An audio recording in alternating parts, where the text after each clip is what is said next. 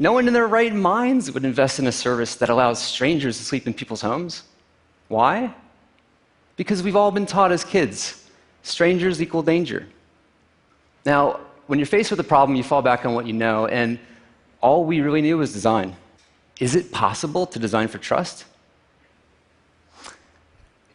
I've got a 30-second experiment that will push you past your comfort zone. If you're up for it, give me a thumbs up. Okay, I need you to take out your phones.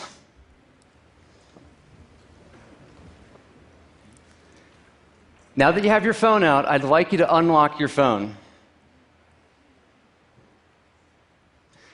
Now hand your unlocked phone to the person on your left.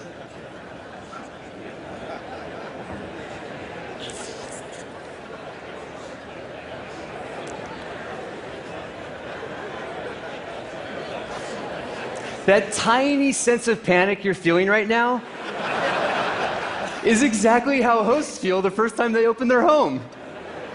Because the only thing more personal than your phone is your home.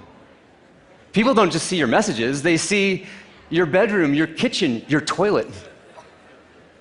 Now, how does it feel holding someone's unlocked phone?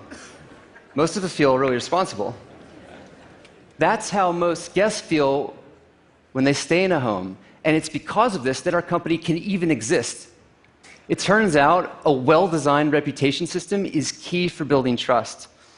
And we didn't actually get it right the first time. It's hard for people to leave bad reviews. Eventually, we learned to wait until both guest and host left the review before we reveal them. Now, here's a discovery we made just last week.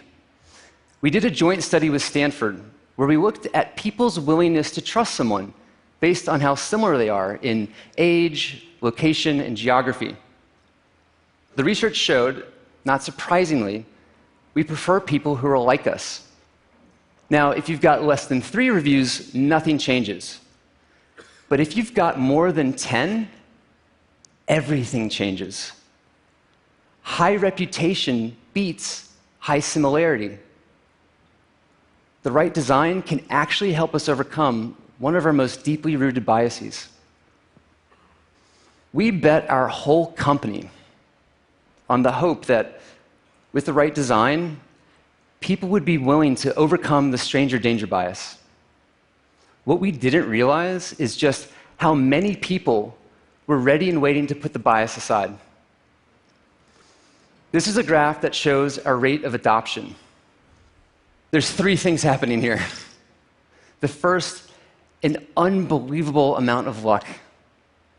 The second is the efforts of our team. And the third is the existence of a previously unsatisfied need.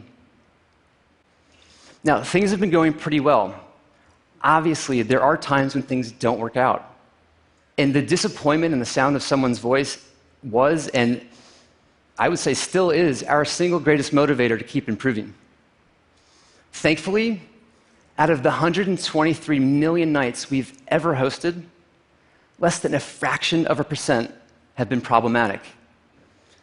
The sharing economy is commerce with the promise of human connection. People share a part of themselves, and that changes everything. What if homes were designed to be shared from the ground up? What would that look like? What if cities embraced a culture of sharing? I see a future of shared cities that bring us community and connection instead of isolation and separation. Tonight, just on our service, 785,000 people in 191 countries will either stay in a stranger's home or welcome one into theirs. We didn't invent anything new. Hospitality has been around forever. There's been many other websites like ours, so why did ours eventually take off? Luck and timing aside, I've learned that you can take the components of trust and you can design for that.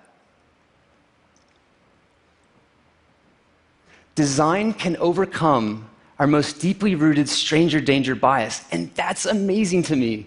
Now, we know design won't solve all the world's problems, but if it can help out with this one, if it can make a dent in this, it makes me wonder, what else can we design for next